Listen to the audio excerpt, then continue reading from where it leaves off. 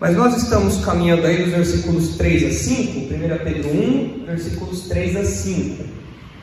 E nós temos visto que esse parágrafo, que essa porção, esse trecho, é orientado ou é estruturado a partir de uma preposição que aparece 3 vezes, é a preposição eis, que indica propósito. Então nós somos regenerados para, e aí vem 3 vezes que esse para aparece com essa função. Então nós nascemos de novo para alguma coisa. Quais são esses 3 alvos da regeneração? O primeiro está no versículo 3, que fala ali que nos regenerou para uma viva esperança, mediante a ressurreição de Jesus Cristo dentre os mortos. Isso daí nós já terminamos na semana passada. Nós falamos que por causa da ressurreição de Jesus, ou fundamentado na ressurreição de Jesus, nós temos então uma esperança viva, porque o nosso Senhor está vivo. Então isso daí nos impacta tanto objetivamente, com as verdades que nós acreditamos, com os eventos do futuro que nos impactam, e também subjetivamente, no nosso coração, nas nossas emoções, nas nossas convicções. Isso também nos revigora, nos reanima, que é importante aqui para os leitores de Pedro. Então essa é a esperança viva, é o primeiro propósito da regeneração. Então só dá para ter essa esperança quem já nasceu de novo. Quem não nasceu de novo não tem essa esperança. O segundo alvo da regeneração está no versículo 4. E eu tomei a liberdade de mudar uma palavrinha aqui no título que eu dei a esse trecho. Eu tinha falado para os irmãos que era uma herança incorruptível, porque o versículo 4 fala, para uma herança incorruptível, e é o que está ali. Só que, quando eu coloco aqui no título uma herança incorruptível, eu acabo meio que deixando os outros 2 adjetivos de lado, né? Porque ela não é só incorruptível, ela é incorruptível, sem mácula e inacessível. Então são 3 adjetivos. Então eu resumi esses 3 adjetivos numa palavra só. Então é uma herança perfeita. É uma herança perfeita. É o segundo alvo da regeneração. Nós nascemos de novo para desfrutar dessa herança perfeita, para receber essa herança perfeita, para termos direito a essa herança perfeita. Então isso está no versículo 4, é o segundo alvo da regeneração.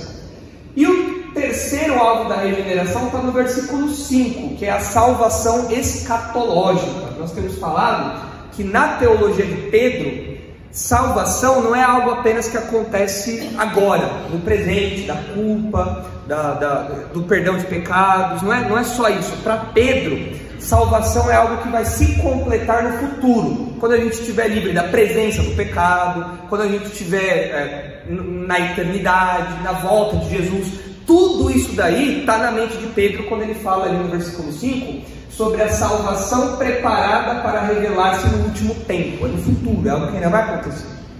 Então, por isso que nós colocamos aqui que o terceiro alvo da regeneração dos crentes é uma salvação escatológica, ou seja, se você nasceu de novo, você pode ter certeza que você ainda vai desfrutar de modo completo dessa salvação em todos os aspectos possíveis. E para desfrutar disso, você tem que nascer de novo, não dá. Não tem como você entrar no novo céu e na nova terra, por exemplo, sem nascer de novo. Não tem como você entrar no milênio sem nascer de novo. Assim, quando a gente pensa no reino de Cristo aqui na terra, só os crentes vão entrar no milênio.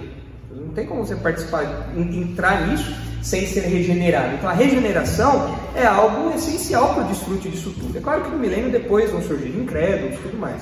Mas o que eu quero destacar aqui é a necessidade da regeneração para você participar dessas coisas, para você entrar nessas coisas. Pedro está pensando no futuro, e a gente vai ver exatamente o que ele tem em mente lá. Mas, vamos começar então agora o versículo 4, onde ele fala dessa herança perfeita aí. É um versículo que tem algumas palavras ali que não são muito comuns para nós, né? Qual é a palavra aí que mais chama a sua atenção e que você não tem ideia do que significa? No versículo 4. Imarcessível. Eu não tenho ideia do que é imarcessível. Antes de eu ir atrás do significado dessa palavra, eu não tinha ideia do que era imarcessível. É uma palavra que não está no nosso vocabulário comum. É uma palavra bem exótica, né? Mas nós vemos ali que Pedro fala de uma herança incorruptível, sem mácula, imarcessível, reservada nos céus para vós outros. Então vamos começar a falar dessa herança perfeita. entendendo o que é essa herança que Pedro está falando aí, ou o que ele quer trazer à nossa mente quando ele usa essa palavrinha herança. Nós já falamos, irmãos, devem se lembrar que Pedro, dentro dos leitores de Pedro, dentro da plateia de Pedro, dentro dos receptores aí dessa carta, dos destinatários melhor da carta, você tinha uma audiência judia, você tinha uma audiência que conhecia do Antigo Testamento, uma audiência que era familiarizada com os costumes judaicos e tudo mais. Tanto que Pedro cita o Antigo Testamento, ele fala de verdades do Antigo Testamento. Então era uma audiência que conhecia as verdades dos judeus. E a palavrinha herança, a palavra que Pedro usa aqui para herança, a palavra herança, para o judeu tinha uma ideia muito concreta. Vamos ver se os irmãos conseguem imaginar. Quando você fala para um judeu, pensa no judeu da Bíblia, dos tempos da Bíblia. Quando você falava para um judeu de herança, o que ele pensava? Chuta. Bens materiais, a gente pensa em judeu, né? Meio com dinheiro, né? Mas tem algo mais específico do que bens materiais. A terra. Quando você fala para o judeu de herança, o judeu nos tempos bíblicos, o que o judeu pensava? Terra. Por quê? Porque no Antigo Testamento Deus dá a terra para o povo e fala: isso vos será por herança. E isso é repetido várias vezes. Quer ver um exemplo? Números 26, abre aí por favor, Daniel. Números 26, versículo 52. É interessante porque nesse texto de Números aparece na tradução grega, na Septuaginta, que os irmãos já estão carecas de saber o que é a Septuaginta, que é a tradução grega do Antigo Testamento. Nessa tradução, na Septuaginta, a palavra que é usada para herança é a palavra que Pedro usa aqui. Então era uma palavra que virou quase um termo técnico para os judeus. Falou de herança, falou de terra. Era isso, era posse, eram as possessões geográficas ali do povo. Então olha só os versículos 52 a 56 de Números 26, olha só. Disse o Senhor a Moisés: a este se repartirá a terra em herança. Essa palavrinha aí, na Septuaginta, essa palavrinha. Aí em Números é hebraico, então não é a mesma palavra, mas a tradução da Septuaginta é a mesma. Então a este se repartirá a terra em herança, segundo o censo. A tribo mais numerosa darás herança maior, a pequena herança menor. A cada uma, em proporção ao seu número, se dará a herança. Todavia, a terra se repartirá por sortes, segundo os nomes das tribos de seus pais a herdarão. Segundo a sorte, repartir-se-á a herança deles entre as tribos maiores e menores. Então, todas as tribos de Israel tinham uma porção de terra, menos uma. Qual tribo não tinha terra? Levi. A tribo de Levi, os levitas verdadeiros, né? Não esses levitas aí de louvor, isso aí não é levita coisa nenhuma, né? Os levitas mesmo, os levitas da gema, né? Os levitas mesmo, eles não tinham terra. Porque outros textos falam, quando usam a mesma palavrinha de herança, o texto fala que a herança dos levitas era o Senhor. Então eles não tinham uma terra. Eles eram sustentados pelo resto do povo, mas eles não tinham nenhuma terra deles. Tanto que eles viviam até um pouco distribuídos ali e não tinham nenhuma possessão deles mesmo. Mas para o judeu, a ideia era essa aqui. Você falava de herança, você falava de terra. E é interessante observar que Pedro é judeuzão. A gente conhece o Pedro, já o Pedrão do livro de Atos que a gente tem estudado com o pastor Marcos. Pedro é um judeuzão da gema mesmo, né? E Pedro gosta muito na sua carta de aplicar aos crentes títulos ou expressões judaicas muito fortes. E ele dá a essas expressões um contorno maior, uma perspectiva maior à luz da fé cristã. Quer ver um exemplo?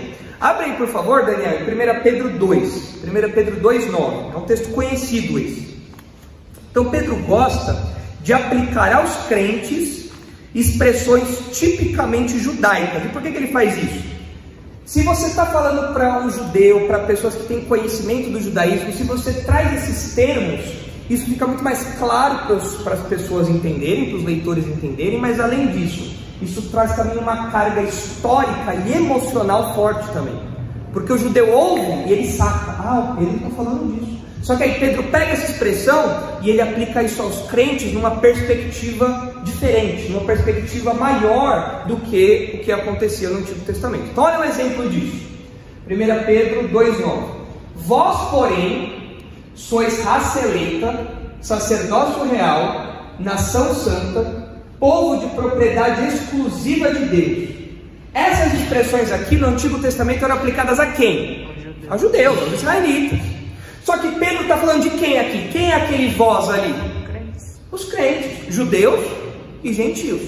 Então por isso esse texto, muitas pessoas falam assim, Pedro está mostrando que a igreja substituiu Israel, porque Pedro usa a mesma expressão para os crentes que era usado para Israel no Antigo Testamento. Mas fala, não tem nada a ver isso aí. O que Pedro está fazendo é trazer uma terminologia conhecida das pessoas e para exaltar o valor da salvação dada àquelas pessoas, de como aquilo era algo grandioso, como aquilo colocava aquelas pessoas numa posição como a posição de Israel no Antigo Testamento, de privilégios.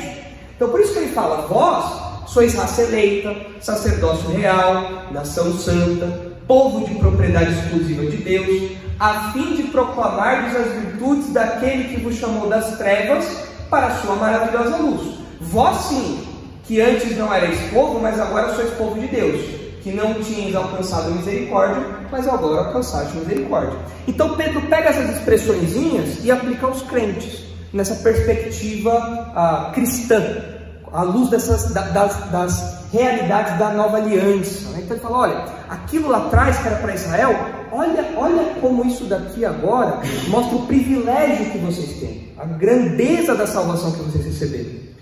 E quando a gente volta lá para o texto de 1 Pedro 1,4, parece que Pedro usa essa palavrinha de herança com esse intuito também. Os leitores judeus de Pedro, quando lessem herança, pensariam em quê? Terra. Mas Pedro está pensando em terra? Olha para o texto, Pedro está pensando em terra? Não. Por que não? Porque a terra pode ser mais incorruptível. Ele está falando de uma herança incorruptível. Ok, então tem características que a terra que os judeus receberam não tinha, mas tem outro detalhe aí do texto que dá para perceber que Pedro não está falando de terra como o judeu pensava. Está reservado no céu. Está no céu. Vai descer um terreno lá no céu? Vai ser um lote lá? A gente sabe que no futuro vai vir a Nova Jerusalém e tudo mais, né? Mas aqui parece que Pedro então ele está ampliando a ideia para algo maior do que aquela ideia inicial que o judeu tinha. Entenderam isso? O judeu pensava em terra, mas Pedro está indo além. Pedro está pensando em algo a mais, numa herança que transcende a terra, que vai além da terra de Canaã. O judeu podia pensar nisso imediatamente, mas Pedro está falando, olha, tem um tipo de herança, há uma herança para os crentes que está reservada nos céus, que não está aqui agora. A terra está aqui agora, Canaã está lá. Um dia no milênio os judeus vão desfrutar da terra lá de Canaã, mas existe uma herança que está guardada no céu. Então essa daí não é essa terra aqui agora, tá? Então a gente já percebe que Pedro está dando essa amplitude aí para o termo, né? Agora repare o seguinte, se Pedro está falando de herança, Pedro está falando que nós, como crentes, somos o que de Deus? Herdeiros, nós somos filhos. Opa! Então, para eu ter uma herança, eu preciso ser filho. Eu adoraria, por exemplo, não ser filho do Silvio Santos e receber a herança dele. Adoraria. Não ser filho do Bill Gates e receber a herança dele. Pensou? Ia ser bom, né? O Musk, né? Toda essa galera aí, adoraria. Mas não dá, porque para receber herança, eu tenho que ser filho, não tem jeito, né? Mas Pedro, se os irmãos se lembrarem, olha aí, por exemplo, a 1 Pedro 3,7. Abre aí, por favor, Daniel. 1 Pedro 3,7. Pedro fala dessa verdade dos herdeiros mais algumas vezes aí. Olha só 1 Pedro 3,7. Quando ele fala do trato entre marido e esposa, olha só o que ele diz: maridos, vós igualmente vivei a vida comum do lar, com discernimento, e tendo consideração para com a vossa mulher como parte mais frágil, tratai-a com dignidade, porque sois juntamente herdeiros da mesma graça de vida, para que não se interrompam as vossas orações. O que Pedro está falando aqui para os maridos é que os maridos têm que ser sensíveis à realidade das mulheres. Elas são mais frágeis. Os maridos devem participar da vida doméstica, do lar, devem acolher as suas esposas, atender as suas esposas. Mas é interessante que Pedro dá um motivo para isso. Ele fala, elas, as suas esposas, elas são herdeiras juntamente com vocês da mesma graça de vida. Essa expressãozinha graça de vida, alguns falam que é a própria vida. Então elas têm a vida assim como vocês, são seres vivos assim como vocês. Então com isso Pedro estaria colocando homens e mulheres em maridos e esposas, né, em uma posição de igualdade ontológica, ou seja, de valor intrínseco, porque os dois são seres humanos feitos à imagem e semelhança de Deus. Mas pode ser que Pedro esteja falando que o marido crente tem que tratar a esposa crente de um jeito especialmente atencioso, cuidadoso, porque ela também é herdeira. Ela também é uma princesa. Então o cara pode ser um príncipe. Ah, legal, sou príncipe, sou filho do rei, né? Mas trata a mulher com respeito, porque ela também é princesa. Ela também é filha do rei. Ela também é herdeira da graça de vida, que é relacionada à salvação, à vida espiritual que os crentes recebem. Mas Pedro está falando de uma herança também. Então a gente percebe que isso está na mente do apóstolo Pedro aqui, quando ele escreve isso. E para ser herdeiro, como eu falei, como nós falamos aqui, é preciso ser filho de Deus. E qual é o assunto principal que Pedro está tratando nos versículos que a gente está trabalhando?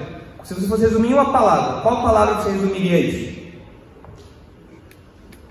Eu estou repetindo essa palavra várias vezes. São os alvos de quê que a gente está estudando? São 3 alvos de quê? Não é salvação.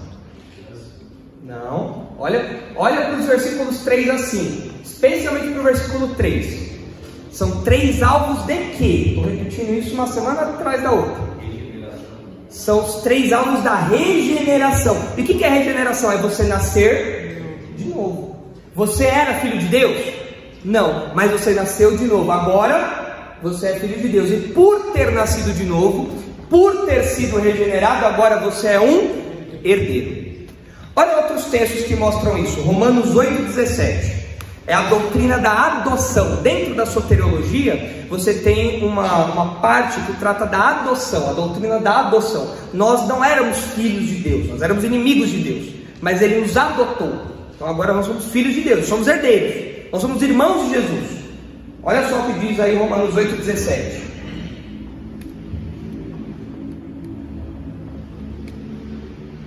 Olha lá.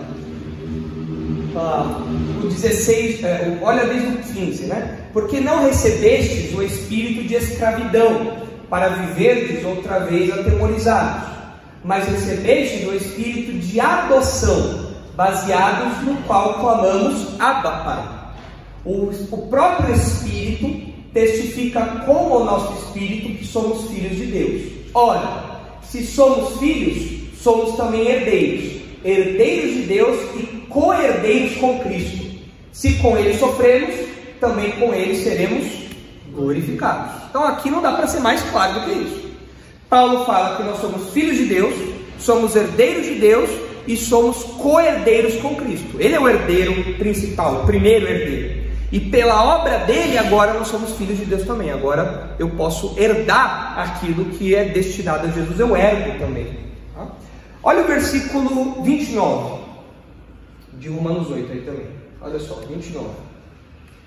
Porquanto, é a cadeia da salvação. Olha só, porquanto aos que de antemão conheceu, lá no passado, na eternidade passada, Deus escolheu. Isso é conhecer, Ele escolheu.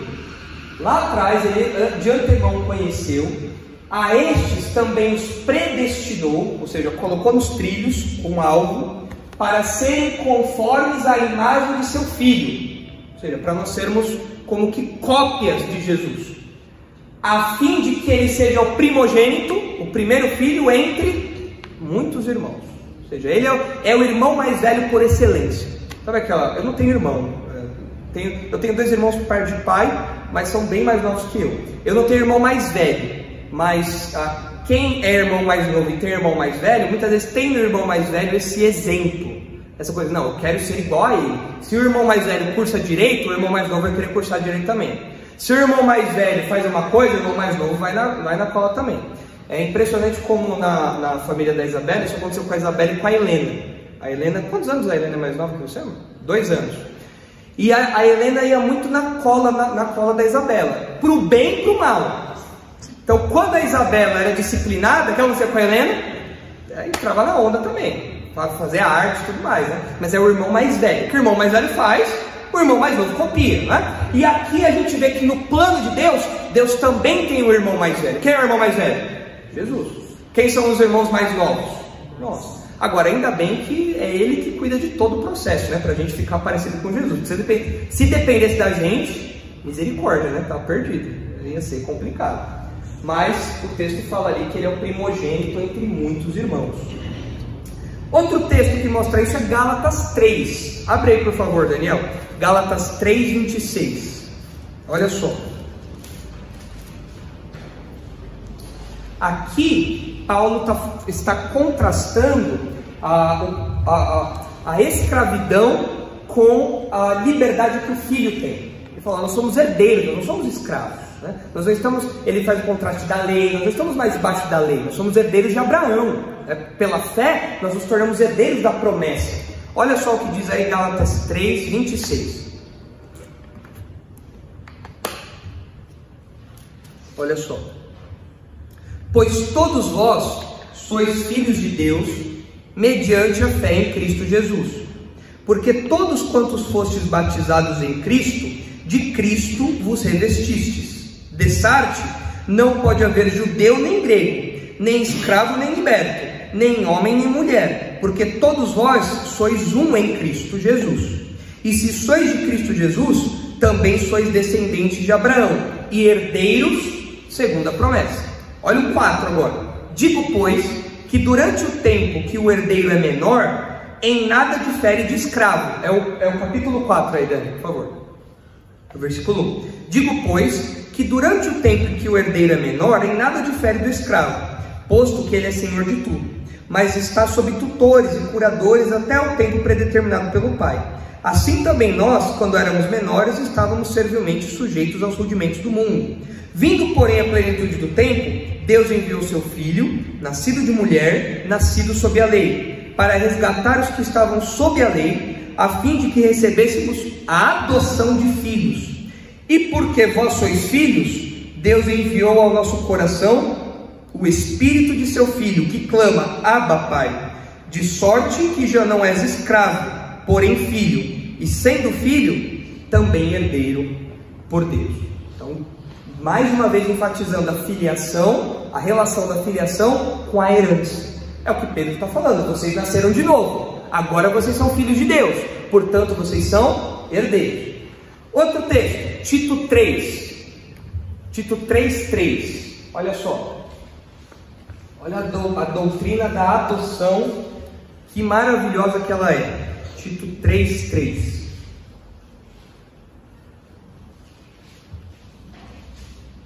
Tito 3:3, olha só. Pois nós também, outrora, éramos necios, desobedientes, desgarrados, escravos de toda sorte de paixões e prazeres, vivendo em malícia e inveja, odiosos e odiando-nos uns aos outros. Isso é o retrato de você antes de se converter. É o nosso retrato antes da conversão. Nós éramos isso. Versículo 4. Quando, porém, se manifestou a benignidade de Deus, nosso Salvador, e o seu amor para com todos, não por obras de justiça praticadas por nós, mas segundo a sua misericórdia, Ele nos salvou mediante o lavar regenerador e renovador do Espírito Santo. Vejam ali o lavar regenerador, é a regeneração, o novo nascimento, o Espírito Santo que opera isso. Que Ele derramou sobre nós ricamente por meio de Jesus Cristo, nosso Salvador, a fim de que, justificados por graça, nos tornemos seus herdeiros, segundo a esperança da vida eterna. Então nós temos uma herança, e essa herança ela é caracterizada pela esperança que temos na vida eterna. É algo inimaginável, mas nós somos herdeiros disso. É a vida eterna prometida, nós temos essa herança aí, porque nós somos filhos de Deus agora. E o último texto aí desse bloco, Tiago 2,5. Um dia a gente chega em Tiago 2,5 das nossas exposições de Tiago. Logo mais, na verdade, a gente chega. Mas olha o que diz aí Tiago 2,5. Tiago 2,5, olha só. Ouvi, meus amados irmãos, não escolheu Deus os que para o mundo são pobres, para serem ricos em fé e herdeiros do reino que Ele prometeu aos que o amam? Notem aqui uma característica dos herdeiros. Tiago está criticando o favorecimento das pessoas ricas dentro da igreja. E fala, olha, vocês estão fazendo errado, vocês estão fazendo acepção de pessoas aí. Porque, na verdade, os pobres foram escolhidos por Deus para serem herdeiros do reino que Ele prometeu. Então, vocês têm que tratá-los com toda a dignidade. Vocês não podem favoritar ou dar algum tipo de favoritismo para os ricos, achando que eles são os manda-chuvas mesmo e tudo mais, eles são os importantes, porque vocês estão perdendo de vista que os pobres da igreja, os crentes pobres, a gente, não sei vocês, eu estou no meio dessa turma aí. Vocês que não têm aí milhões e milhões, Lamborghinis e tudo mais, vocês que não são como Neymar, vocês são pobres, a gente é pobre, mas vocês são herdeiros de um reino que Deus prometeu. E esse reino prometido por Deus é um reino meio, assim, ou é um reino grandioso e glorioso? Muito inimaginável. Se você pensar no milênio, é uma coisa grandiosa. Se você pensar nas promessas do reino, meu Deus, como a Bíblia descreve isso, meu Deus. Então, Tiago ressalta isso. Lembre-se, eles são herdeiros, eles são filhos de Deus e, portanto, têm direito a essa herança. Então, para o raciocínio de Pedro aqui, quando ele fala dessa herança, ele está partindo desse pressuposto. Para você ser herdeiro, você tem que ser regenerado. E os crentes para os quais Pedro está escrevendo, evidentemente são regenerados. Então Pedro vai encorajá-los daqui a pouco. Agora um detalhezinho importante aí, um detalhezinho, mas que às vezes pode passar despercebido e é importante a gente enfatizar hoje. A herança é uma coisa que você conquista por mérito ou é uma coisa que você recebe? Você faz alguma coisa para conquistar uma herança? Você. Pensa no seu pai tem lá uma herança. Você faz alguma coisa para conquistar a herança do seu pai? Você pode matar seu pai, né? Aí você não vai fazer isso. Mas para receber a herança dos seus pais, você faz alguma coisa? Não. Você é apenas beneficiado. Você apenas recebe essa herança. Não é mérito nenhum, você recebe isso. Quem conquistou essa herança para nós? Crentes. Jesus. Ele, o primogênito entre muitos irmãos, conquistou essa esperança para nós. E agora nós desfrutamos disso por mérito nosso? Não, nós apenas recebemos isso. Então é importante manter isso em mente.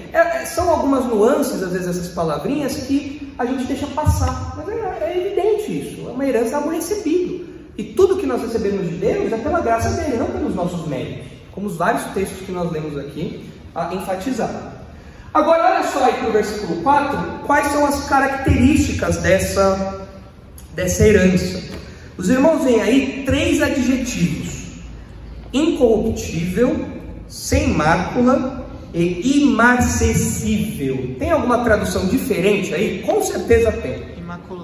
Imaculada. Quais são as 3 palavras? Fala as 3 aí para nós, Breno, na sua versão. É King James, né? Fala aí para nós. Para uma herança incorruptível, imaculada e que não desvanece, reservada no céu para vós. Não desvanece. Opa, já ajudou a gente a entender um pouquinho o que é imarcessível, né? Uma palavra que ninguém usa, né?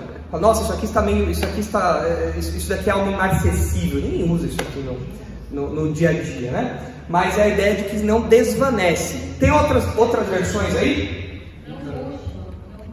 Não murcha é uma boa opção também de tradução. O que mais? Não perece. Okay. São boas traduções essas daí.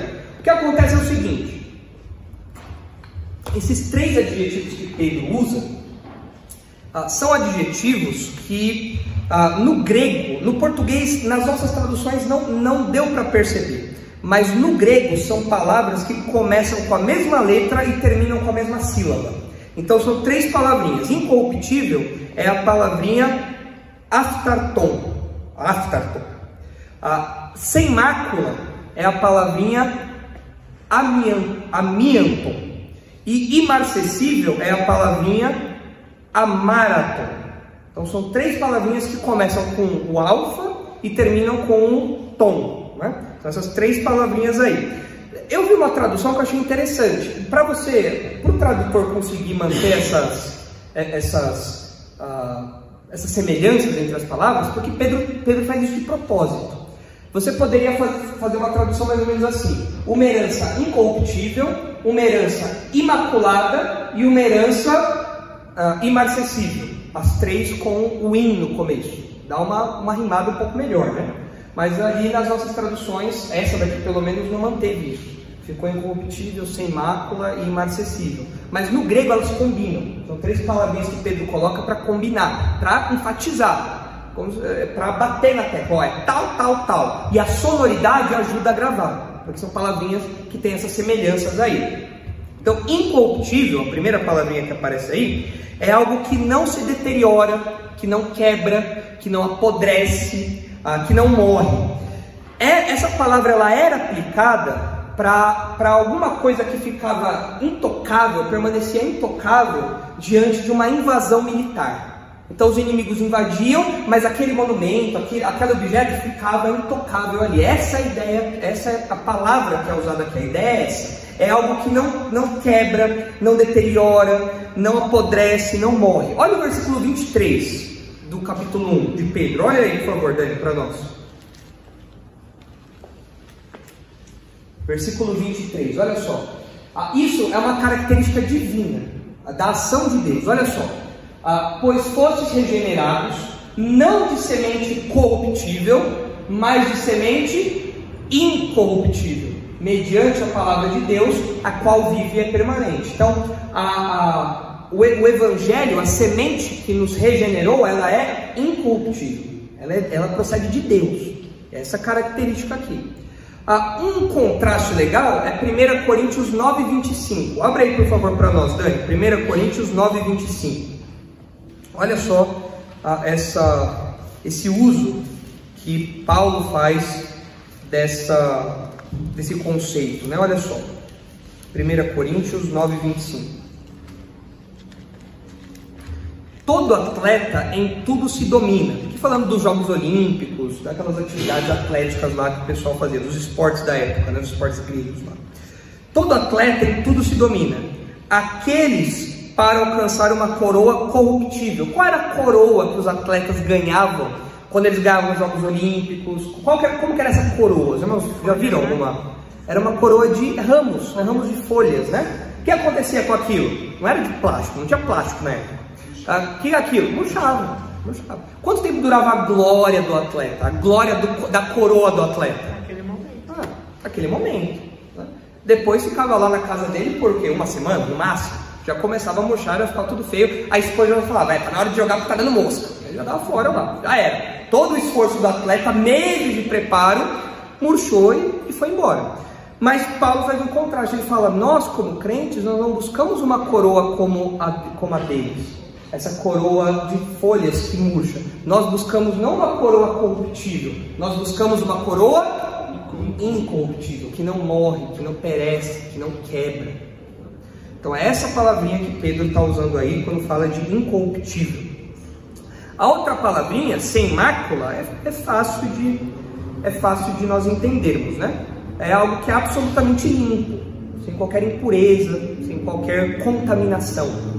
E a palavrinha imarcessível, que é a mais diferentona aí das nossas traduções, a palavrinha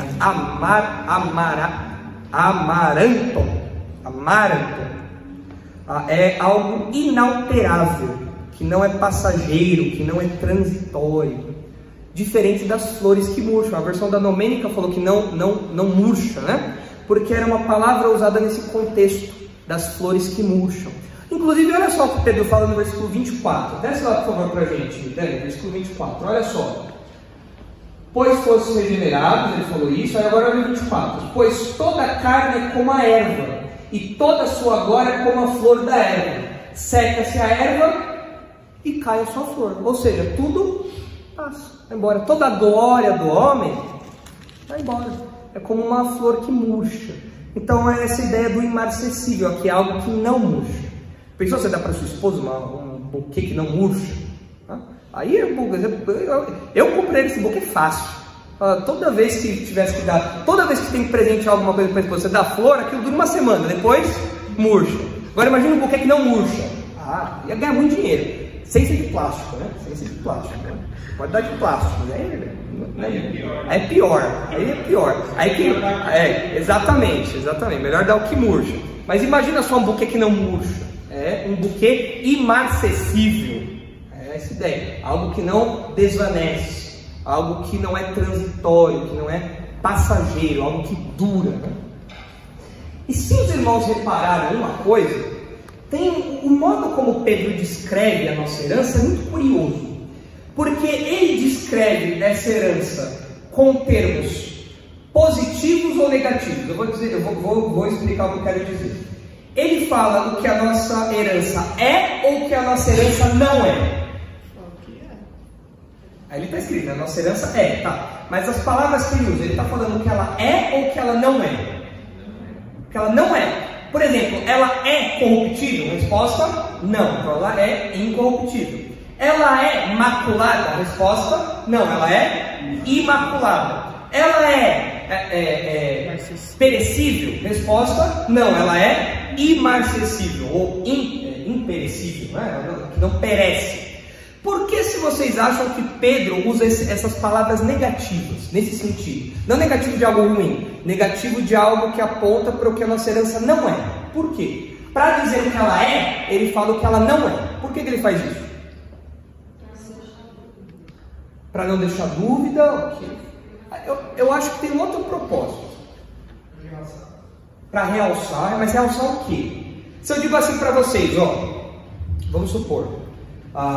olha, eu comi um bolo da gente, eu fiz um bolo muito gostoso, mas ele não é como os bolos secos de padaria, ele não é como os bolos sem recheio que eu já comi na minha vida, ele não é como os bolos de abacaxi que eu já comi por aí. Por que eu estou falando do que o bolo não é? Qual é o objetivo disso? Eu poderia falar, é um bolo de chocolate, mas por que eu enfatizo que ele não é? Para ressaltar que é melhor, é incomparável, é perfeito. Então Pedro usa essas expressõezinhas aí, ao invés de falar, olha, é uma herança perfeita, é uma herança pura, é uma herança eterna. Ao invés de usar essas palavrinhas no sentido positivo, ele usa no sentido negativo para realçar, falar, olha, não existe nada na terra que se compara a isso. Porque na terra, as heranças são corruptíveis ou incorruptíveis? Só vê os Matarazzo aí, né? Já passou ali na Avenida do Estado, os prédios de Matarazzo lá, uma baita herança. Durou alguma coisa? Não, durou nada. É corruptível. As heranças daqui da terra, elas são imaculadas?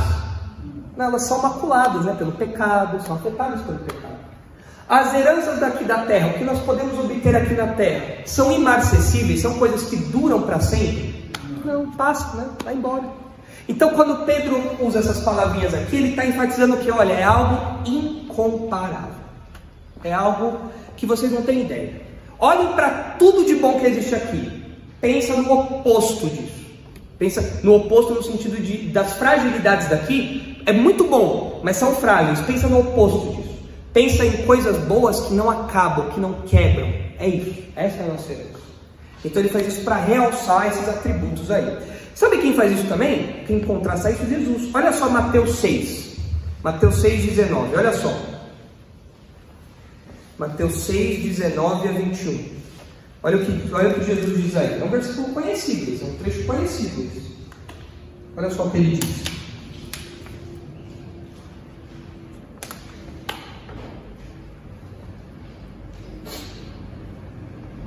Olha lá, as palavras de Jesus.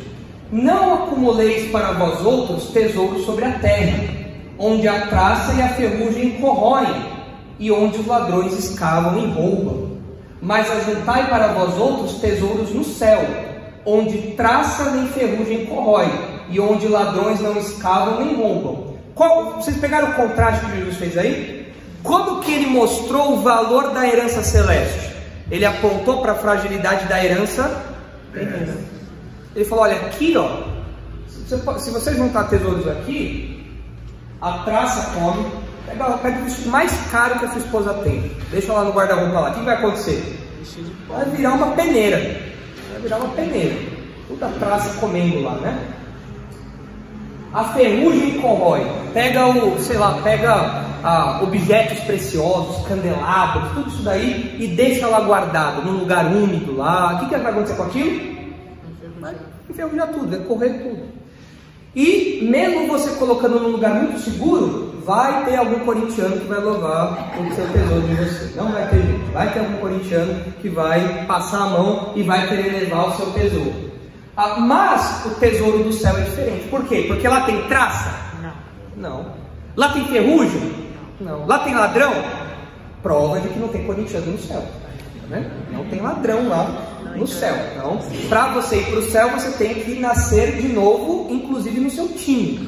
Tem que ser palmeirense, São Paulino, Santos, né? Santista, ser de Santos, né? Então, tem que ser isso aí. Se você for corintiano, não dá. Por quê? Porque lá não tem ladrão. Não pode ser isso aí. Brincando, né? Nem todo corintiano é ladrão, né?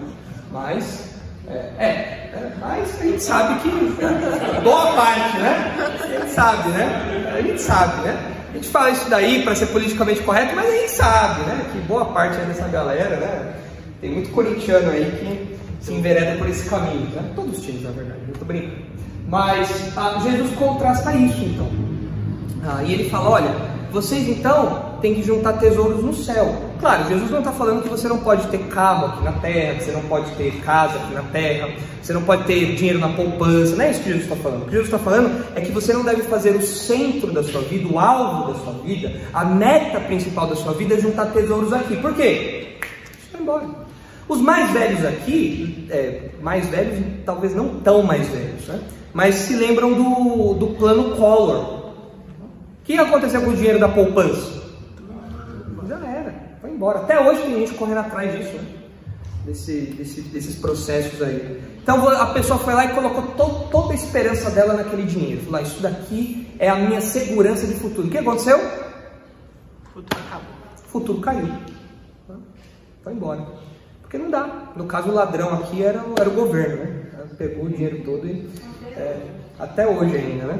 Então, não dá para colocar a sua principal meta de vida nisso. Jesus fala, olha, você não deve fazer disso o alvo principal da sua vida, porque as coisas daqui passam. Você vai comprar roupa da Lacoste, você vai comprar roupa da Tommy Hilfiger, você vai comprar roupa da Nike, tudo isso daí, você vai comprar terno da Brooksfield, você vai comprar, sei lá, tudo isso daí a traça corrói, é pano, isso aí não dura nada, não adianta, isso aí passa, vai embora. Então, foca.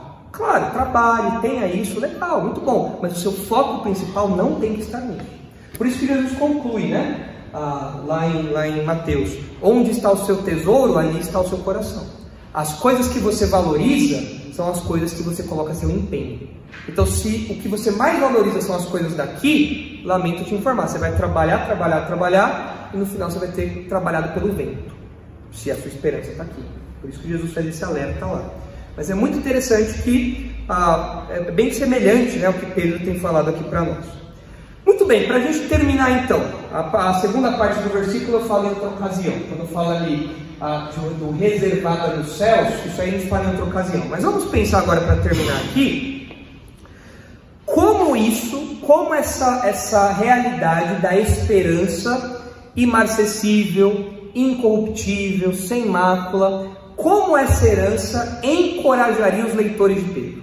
Vamos lembrar do contexto dele. Qual era o contexto dos leitores de Pedro? Eles estavam passando por uma fase de bonança ou uma fase de perseguição por serem crentes? Perseguição. Não era uma perseguição forte, estatal, com morte e tudo mais, mas era uma perseguição social. Eles eram separados, faziam piada deles, tudo mais. Então esse era o contexto deles. Como essa verdade da herança traria coragem para eles? Olha, vocês são regenerados para uma herança, para receber uma herança. Se vocês são crentes, vocês são meus leitores, vocês nasceram de novo, vocês são filhos de Deus, e agora vocês têm uma herança. Como que isso encorajaria aqueles leitores? Não se apegarem às coisas daqui. Ok, é uma aplicação disso, né? Mas eu acho que dá para pensar em algo mais próximo ali tem a ver com isso, mas dá para pensar em algumas outras aplicações disso daí, para os leitores. Pense, como que isso daí mudaria o modo como eles encaravam o mundo, a vida? Como que isso mudaria? Olha só, eles estavam numa sociedade hostil, não é? Era uma sociedade que não gostava dos crentes. Faz diferença para você ser odiado, mas saber que você é filho do rei, que você é um herdeiro? Faz diferença ou não faz? O que esse pé rapado está falando de mim? Você não vai falar isso, né? Você não vai chegar seu pé rapado espiritual, você não vai falar isso, né? Mas o que esse pessoal do mundo está falando? Quem eles pensam que são? O meu pai é o rei do universo, eu sou herdeiro dele. Às vezes as moças, quando tiram fotos no Instagram, elas colocam lá uma legenda, filha do rei, né? É pra baboseira lá que... Não sei o que tem a ver filha do rei com a foto. Às vezes a foto até se consome, nada a ver. Mas qual que é a ideia de ser filho ou filha do rei? Eu sou um herdeiro do rei, eu sou um príncipe. Nós, como crentes, nós somos príncipes. O mundo olha para nós e nos vê como lixo. Olha para a gente e fala, nossa, olha que lixo que eles são. Olha como eles são desprezíveis. Olha como os crentes são pessoas assim, que você não dá valor nenhum. Agora, quando nós olhamos para Pedro, a gente olha e fala, não, eu sou um herdeiro de Deus.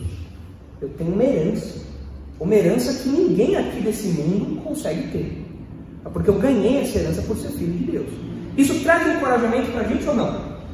Traz, né? Às vezes a gente fica meio chateado com as hostilizações, com as ofensas. Mas eu tenho que lembrar, realmente eu tenho uma herança. Eu sou filho de Deus. Não tem nada maior do que isso no universo. Não tem como. É o maior privilégio que um ser humano pode ter, ser filho de Deus. E eu sou filho de Deus. Então, você pode fazer piada, você pode me ofender, você pode fazer o que você quiser. Isso não me afeta. O meu status diante de Deus é um status de filho. Isso não muda com suas ofensas. Eu tenho uma herança guardada para mim. Outra coisa, aí o que o Brenner comentou, né? Que não dá para colocar esperança nas coisas daqui. Os leitores de Pedro poderiam colocar esperança no governo? Não, é bem difícil. Não dá, né? Os leitores de Pedro poderiam colocar esperança na educação judaica, educação grega? Podiam? Não, todo mundo odeia crente, né? Todo mundo odeia o crente. Então nós, como crentes, nós que somos herdeiros dessa herança aqui, algo muito maior do que a gente pode imaginar. Nós podemos colocar a nossa esperança nas coisas daqui, se a nossa herança não está aqui? Não, nós não podemos colocar nossa esperança nas coisas daqui. João fala, né, tudo passa. O mundo, a concupiscência, tudo é passageiro. A gente não pode se apoiar nas coisas daqui. Então isso também mostra a fragilidade do mundo. Isso encorajaria os crentes. Olha, não se apoiem nessas coisas que vocês têm buscado. Foquem no céu. Tanto que na frente, quando ele vai falar sobre algo que é reservado no céu, ele quer levar os nossos olhos para lá, não para cá. Porque se você fica com o olhar aqui, você fica triste, você fica abatido. E outra coisa que a gente aprende também, que certamente impactaria os leitores de Pedro, e nos impacta também, é que o comportamento daqueles homens, dos incrédulos daqueles dias, era um comportamento moral muito baixo. Eles viviam fazendo tudo que era errado. Mas nós, como crentes, nós não temos nenhuma conexão com isso. Porque a nossa herança, aquilo que nós valorizamos, não é daqui. Então eu olho para o comportamento imoral das pessoas, eu olho para o comportamento sujo dos incrédulos, e eu falo, olha, graças a Deus, Deus me salvou daquilo. Deus me libertou daquilo. Eu não tenho mais isso daí agora. Tanto que mais para frente, em Pedro, deixa eu ver se eu acho o versículo aqui. Acho que é em 1 Pedro, versículo... Poxa vida. Aquele versículo que vem na cabeça, mas... é o versículo... no capítulo 4, 1 Pedro 4,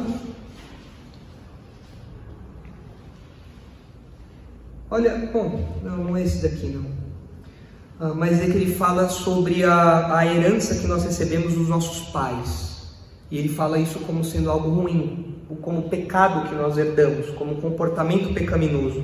Não lembro agora exatamente qual é o versículo aqui. Me veio à mente aqui agora, mas eu não me lembro. Depois eu aponto para os irmãos qual que é. Mas em algum lugar aqui, acho que do capítulo 4 ou do capítulo 3, enfim. Ele fala, olha, vocês herdaram isso dos vossos pais, mas agora, sendo crentes, vocês não vivem mais desse jeito. Vocês deixaram isso para trás, vocês abandonaram isso. E é isso que nós fazemos mesmo. Nós, como crentes, nós não vivemos mais de acordo com o que nós herdamos dos nossos pais. Né? Eu não vou achar aqui agora. Depois eu mostro para os irmãos qual é o versículo. Depois eu lembro.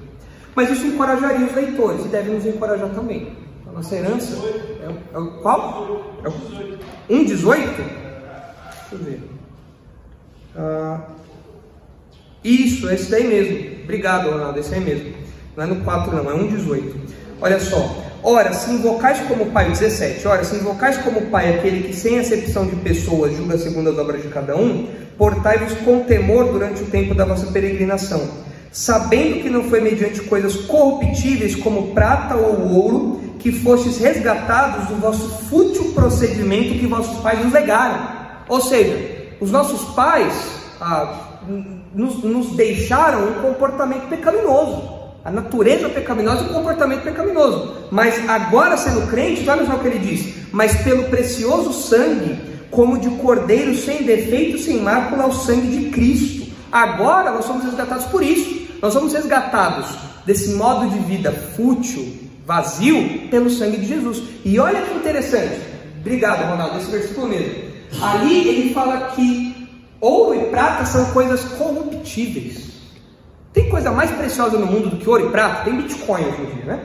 Mas naqueles dias tinha coisa mais preciosa do que ouro e prata? Não? E Pedro fala, isso é corruptível. Isso passa. Mas o que nos salvou é o sangue de Jesus. E ele nos liberta dessa sequência pecaminosa que os nossos antepassados nos deixaram. Nos liberta disso. E agora nós vivemos para Deus. Então os leitores de Pedro, olhando para o que estava ao redor deles, eles podiam falar, olha, eu não tenho nada a ver com esse mundo, porque eu sou um herdeiro do céu, eu sou um herdeiro de Deus, eu sou filho de Deus, minha conduta é outra. É assim que a gente tem que viver também, né, como crentes. Muito bem, irmãos, em outra ocasião nós terminamos aí então o versículo 4, falando aí desse finalzinho, quando ele fala sobre algo que é reservado nos céus. A gente vai entender esse último ponto aí. Vamos orar para terminar, irmãos? Aí já estamos filhos. Senhor, nós somos imensamente gratos porque o Senhor nos fez seus filhos por meio da obra de Jesus. Obrigado porque agora nós somos herdeiros, Pai, de uma herança impressionante. Uma herança que realmente não se compara a nada que nós vemos aqui. Uma herança que é duradoura, eterna, uma herança que não é passageira, uma herança que não é maculada, suja pelo pecado, uma herança que não quebra, que não acaba, que não tem fim. Obrigado porque essa herança está guardada para nós. O Senhor é quem garante isso. E obrigado, Pai, porque isso encorajou não apenas os leitores de Pedro, mas nos encoraja também hoje. Nós também vivemos em meio ao mundo hostil. Nós também vivemos em meio ao mundo frágil. Nós também vivemos em meio ao mundo degradante, um mundo cada vez mais baixo, cada vez mais imoral. Mas nós olhamos para o status que o Senhor nos concedeu e nós nos regozijamos, nós nos alegramos, nós nos revigoramos, nós nos fortalecemos, porque a nossa esperança não está em nada daqui. A nossa esperança está nessa herança que o Senhor nos concedeu, que o Senhor nos prometeu, que o Senhor nos garante. Ajuda-nos, por favor, a vivermos à luz disso, olhando para o céu, olhando para o Senhor e olhando para as coisas do Senhor, e não olhando para as coisas daqui, que são passageiras, maculadas pelo pecado e que perecem. Leve-nos agora, por favor, em segurança para as nossas casas e abençoe-nos no resto da nossa semana. E em nome de Jesus, o nosso Salvador, o nosso irmão mais velho, o nosso co-herdeiro, que nós oramos e agradecemos. Amém.